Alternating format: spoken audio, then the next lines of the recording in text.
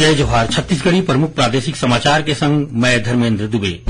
छत्तीसगढ़ में प्रधानमंत्री school for rising India PM Shri योजना के शुभारंभ हो गए है।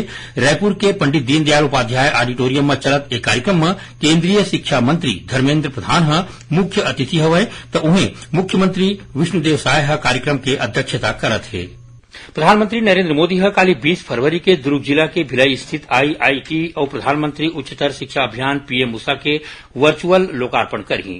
भिलाई में हुआ उद्घाटन समारोह में मुख्यमंत्री विष्णुदेव साय शामिल होही। उन्हें प्रधानमंत्री कबीरधाम जिला के महाराजपुर स्थित नवीन केंद्रीय विद्यालय भवन के घलो वर्चुअल लोकार्पण करही। लेफ्टिनेंट जनरल अशोक जिंदल आज अखिल भारतीय आयुर्विज्ञान संस्थान एम्स रायपुर के नवा कार्यपालक निर्देशक और सीईओ के कार्यभार संभाल लीन। प्रदेश में महतारी वंदन योजना के फायदा पवैया मन बर अर्जी करे के काली आखिरी तारीख है। प्रदेश के जम्मू नगरीय निकाय मन के निगम आयुक्त और मुख्य नगर पालिका अधिकारी मन हफ्ता में 3 दिन वार्ड मन के निरीक्षण करही। ए बारे में नगरीय प्रशासन विभाग दिशा निर्देश जारी कर दे है।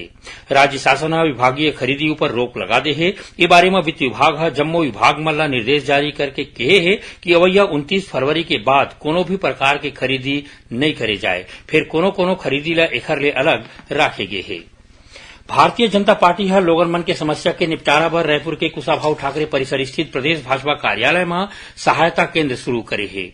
आज वन मंत्री केदार कश्यप आम लोगन और पार्टी कार्यकर्ता मन के समस्या ला सुनिन और उखर निपटारा करे के आश्वासन दिन। केंद्रीय माध्यमिक शिक्षा बोर्ड सीबीएसई के 10वीं और 12वीं के मुख्य परीक्षा आज ले शुरू हो गई। पंडित रविशंकर शुक्ल विश्वविद्यालय के 27वां दीक्षांत समारोह काली होही। ए मौका में 75 छात्र मन ला 157 स्वर्ण पदक दे जाही।